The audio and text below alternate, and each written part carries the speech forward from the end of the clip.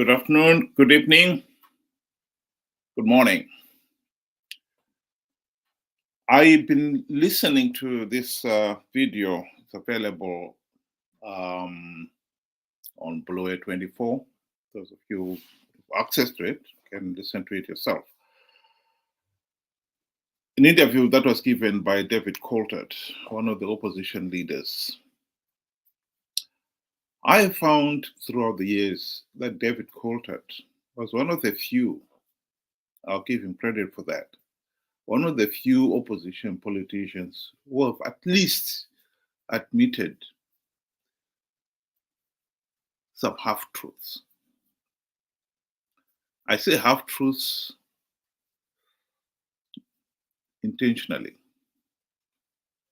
Whenever he has admitted the truth, he has never told the whole truth and nothing but the truth.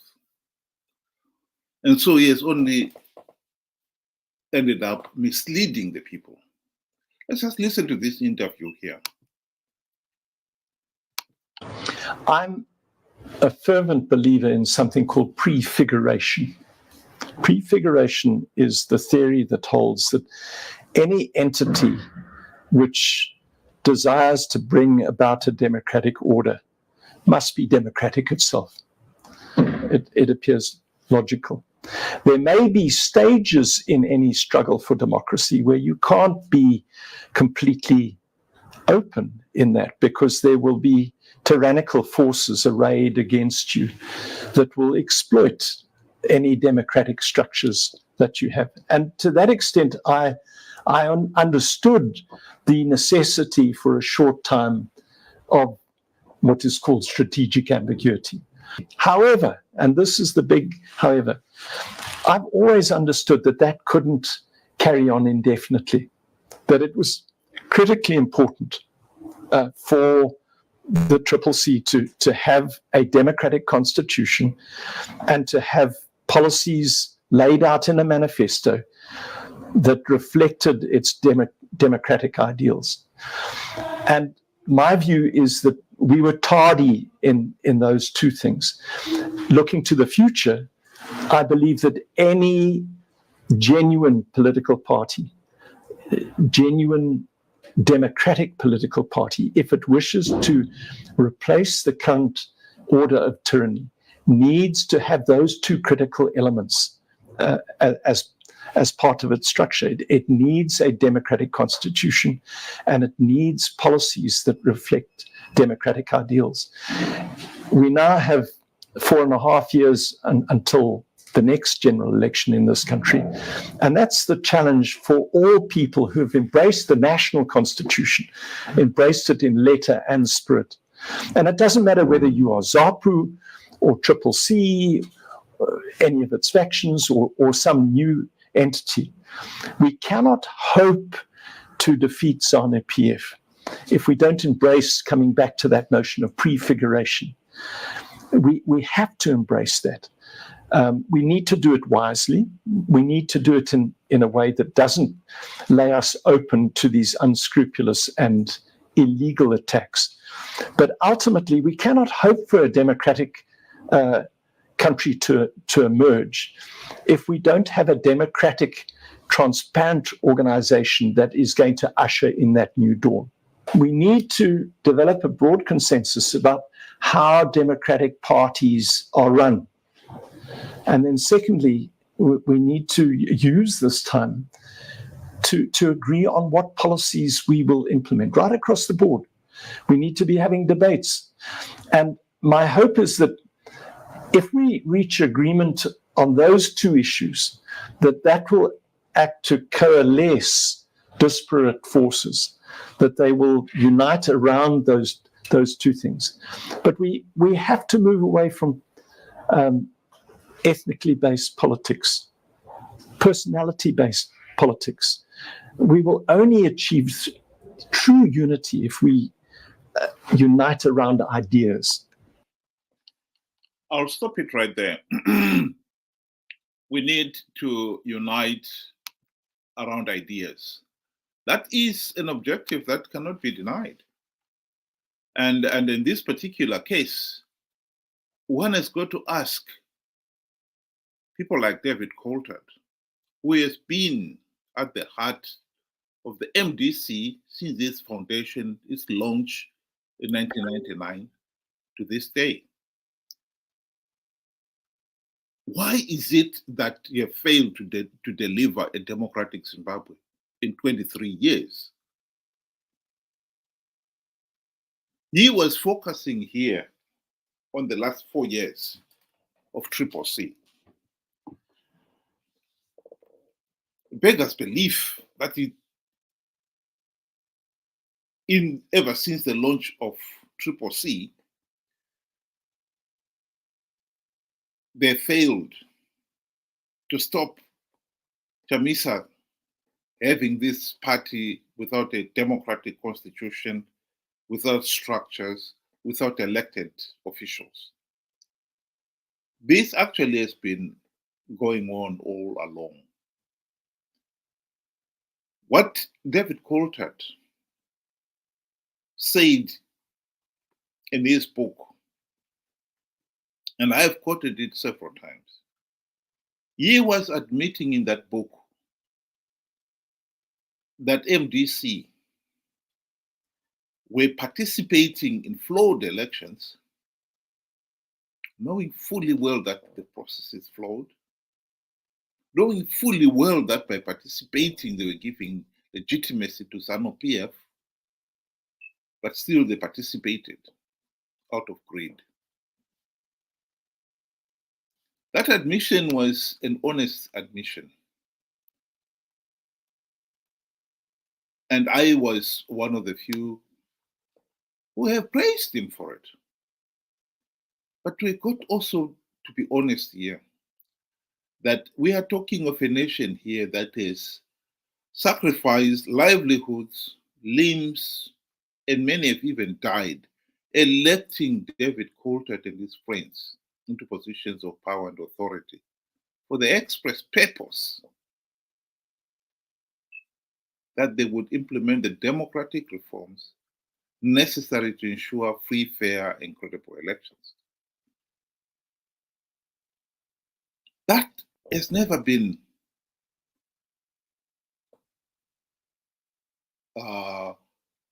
that has always been the goal. And why they failed to implement even one token reform, beggars belief. What he was talking about in this book, when he was talking of why MDCT and MDCN participated in the 2013 elections, knowing fully well that the process was flawed, knowing fully well that by participating, they were giving legitimacy to ZANU-PF, was greed. But that was only half the truth. What he did not say is why MDC leaders failed to implement even one token reform during the 5 years of the GNU. Not even one token reform. Of course, the answer to that is obvious. These are individuals who are incredibly corrupt and incompetent. That cannot be overstated. And the consequences of that corruption is where we are. MDC leaders have shown beyond all reasonable doubt that they are incredibly corrupt and incompetent. They failed to implement even one democratic reform in 23 years, including the 5 in the GNU. And they've been participating in flawed elections out of greed. It beggars belief that somebody like him would not have realized that CCC would never adapt any of the democratic values that he's talking about, a democratic constitution, come up with a structure, come up with a transparent political system. That should not surprise you. This is a group of people who have already shown beyond all reasonable doubt that they are incredibly corrupt and incompetent. But here he is trying to tell us that they should have had a democratic constitution, as if they were competent to achieve such a goal. And we're still, he's trying to tell us in the next 4 years, the same individuals, his colleagues, he himself and his colleagues, should come together and forget their racial, tribal, and personality differences and come up with a democratic organization that will stop ZANU-PF freaking the elections. That, to me, is being naive, to say the least. These are individuals who have already proven, beyond all reasonable doubt, that they are corrupt and unbelievably incompetent. All they care about is power. During the GNU, when they had their share of the spoils of power, the ministerial limos, the generous salaries and allowances, and for Morgan Trangirai, the $4 million mansion in Highlands, they forgot all about reforms. Completely forgot about it. Not even one token reform implemented. And after the GNU, even when they knew these election processes are flawed, they still went on to participate out of greed because they also knew that ZANU-PF would give those who participate a few gravity seats. David Coltart himself participated in last year's 2023 elections to be elected as councillor in the hope that he will go on to become the mayor of Bulawayo. He had been in parliament as a member of parliament, as an MP. And the last session, he was a senator. I think he realized that his chances of being elected as senator or MP were zero. And that's why he went down to the council. And according to some sources, he untwisted his way to be elected as councillor and then to be mayor of Bulawayo. All these guys want is a share of the spoils of power. The people of Zimbabwe have got to wake up to that reality. I say it now, I've said it before, and I'll say it again. MDC leaders have proven beyond all reasonable doubt that they are corrupt and incompetent. 23 years is a long time for somebody to realize that we are going nowhere here. People like David Coltart realized that he and his friends were going absolutely nowhere, but they've stayed on out of greed. And to think that such a lot will be the salvation of the country is being naive, to say the least. I remember a friend of mine, a Japanese guy, he was saying if what the MDC leaders have done, if this was in Japan, they will bow low and apologize and walk into the sunset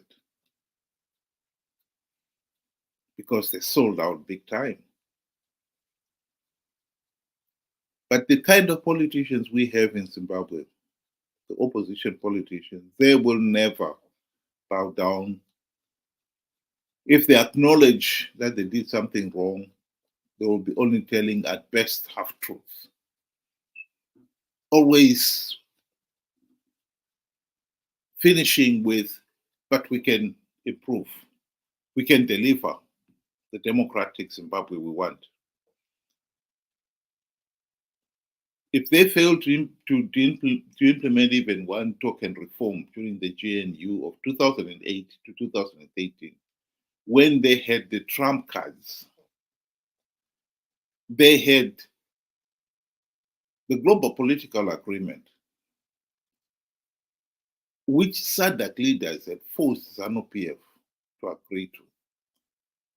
And at the heart of the global political agreement was the need to implement democratic reforms. And SADC may have had their weaknesses, but the one thing we cannot deny is that SADC leaders wanted to see democratic reforms implemented in Zimbabwe during the GNU. It was our friends in the MDC who sold out on implementing those reforms. No amount of nagging by SADC would move David Coltart and his friends to implement even one token reform. Ever since the end of the GNU, ZANU-PF has been in the driving seat. And to expect that somehow the opposition will get ZANU-PF to implement reforms, it's absolutely stupid. We really have got to stop playing these stupid games. Zimbabwe cannot afford to have another rigged election. What David Coltart and his friends are doing are making the same empty promises as they made last year and years before that. Cannot forget that in 2018, Chamisa made the same promise that he had got stringent measures to stop ZANU-PF rigging the elections, when of course he didn't. All he wanted to do is participate in those elections so that he could have his share of the Graviton seats, which he did. And last year, David Coltart and company participated in the 2023 elections. And even after SADC leaders, election observers and the AU election observers had said those elections were flawed and illegal, David Coltart and his fellow CCC leaders who had won the few Graviton seats took up their seats. What they were basically doing is endorsing the process. You cannot keep on repeating that, oh, in Bulawayo and Harare and some of the urban centers where CCC won some seats, those elections were free, fair, and credible. Everywhere else, they were rigged. That is nonsense. In his book, which the quotation I was showing you just now, David Coltart in 2018 talked about how ZANU-PF was rigging those elections. The voters' roll was meaningless. The voter registration exercise was carried away in such a way that in those urban centers like Bulawayo, Harare, ZEC had very few voter registration centers. And yet in the rural areas where ZANU-PF had their strongholds, they had teams of voter registration going around to make sure that as many people registered to vote. How can such a process produce a free, fair, and credible election? David Coltart was right. The 2018 electoral process was so flawed, so illegal, that the only logical step was to withdraw. I believe the 2018 18 elections were no different. And last year's elections were no different. But they kept on participating. He and his friends kept on participating out of greed. And for somebody to turn around and tell us that after participating in those flawed elections out of greed, they will do us, the country, the people, of delivering a democratic Zimbabwe is an insult. No thinking Zimbabwean would swallow such nonsense.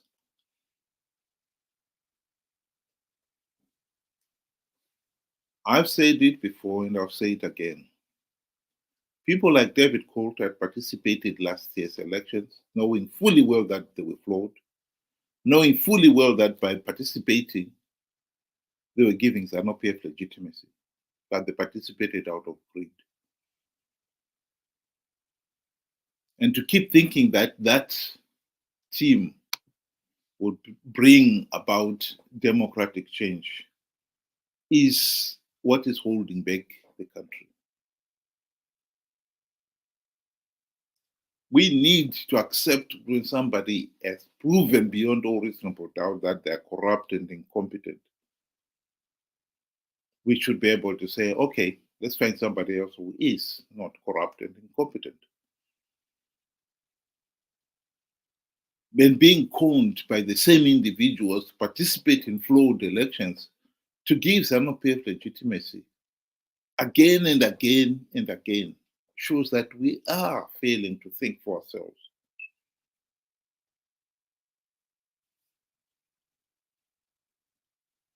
David Coltart and company will never deliver a democratic Zimbabwe.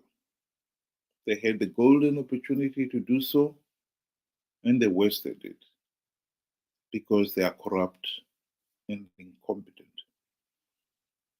There is nothing to suggest that they've suddenly been cured of that fundamental problem. They haven't. They are still corrupt and incompetent. And for us to be conned into believing that they are going to finally deliver reform and democratic Zimbabwe is being naive. And we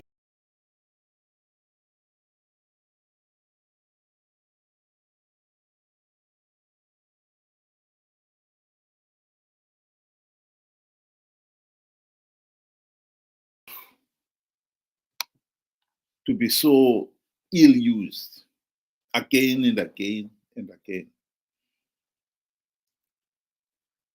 I particularly blame the so-called intellectuals out there for Zimbabwe's sorry state of affairs. Well, my aunt and my nephew in the rural backwaters of Zimbabwe may not understand what the reforms are all about and why MDC sold out during the GNU.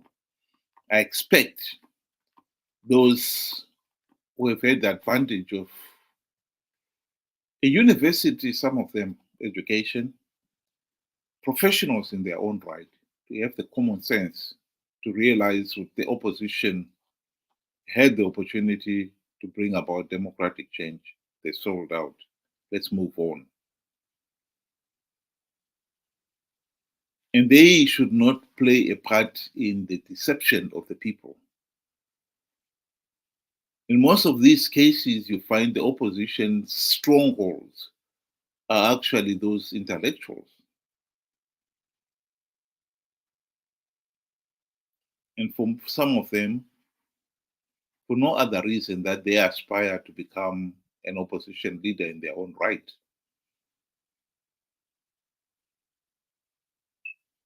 We really need to move on as a nation.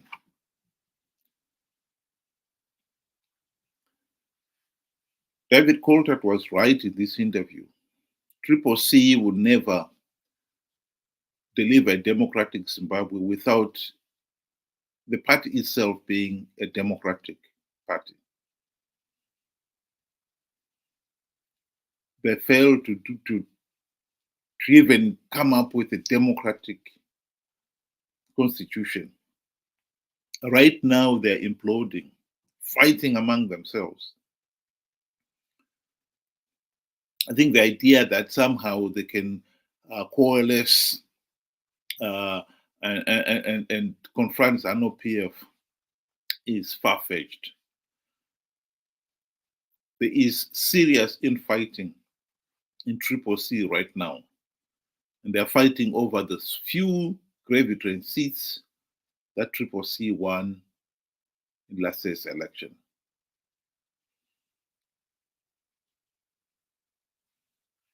I don't think if they fail to understand why they need a democratic constitution in 23 years, we can expect them now to appreciate that in the next 4 years. David Coltart himself was among them, and he must have known that this is an uphill struggle. And by now, he should know that it's a lost cause. So why are we pretending that we can come up with a solution when we know we can't? Here is another guy who told a half truth. Tonight between 2015, after the rigged 2013 election, I think he was being blatantly honest here when he said that, look, we can't keep on participating in flawed election processes. That's safe to give big benefits to dictators such as Robert Mugabe. Mugabe has perfected the art of winning elections. He was absolutely right. And he was telling some of his fellow opposition that they should really make a firm stand and say, no, we are not going to participate in flawed elections. But no, when nobody paid any attention, he himself changed and went on to participate in the 2018 elections, as we know. And if he had not been outmaneuvered, he would have participated in last year's elections.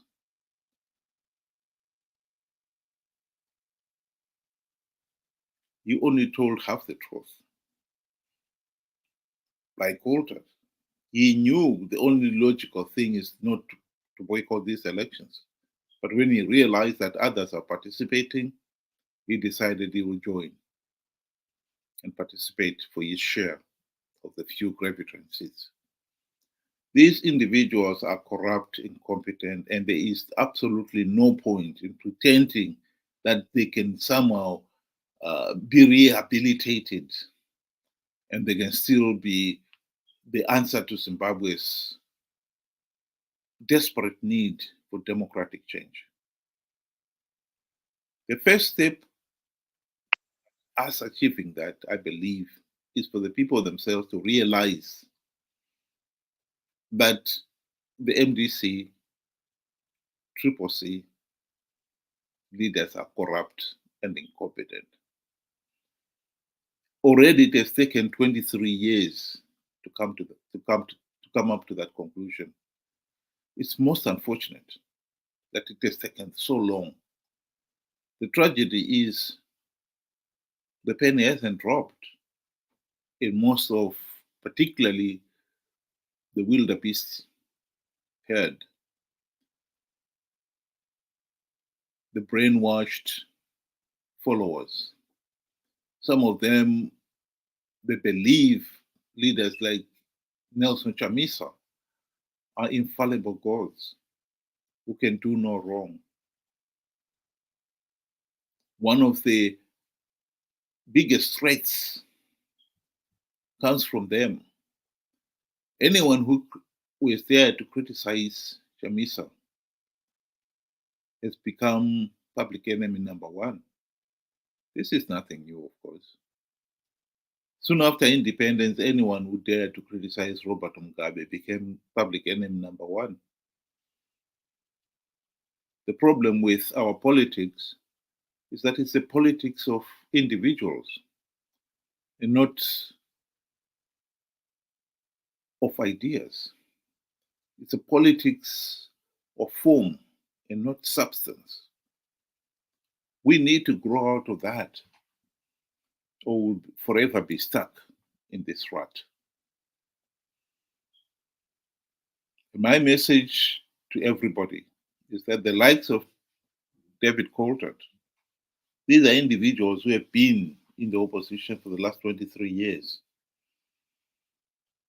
They will not tell you the truth, that they failed to implement even one meaningful reform in 23 years, including the 5 when they had the golden opportunity to do so during the GNU, because they are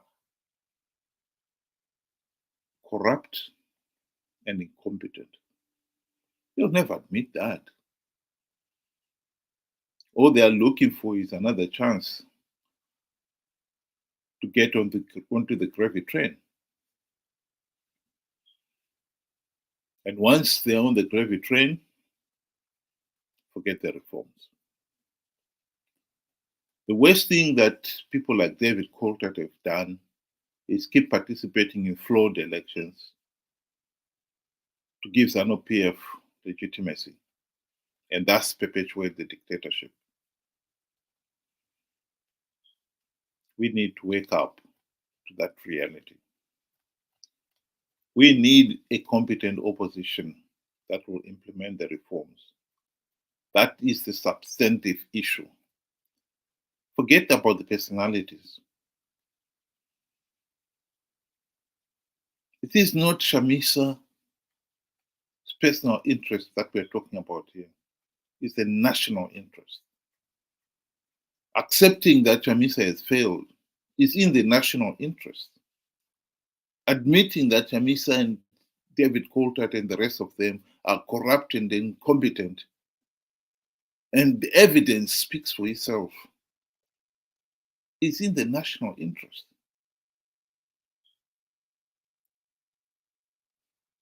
Think about it. Thank you very much for listening, and good night.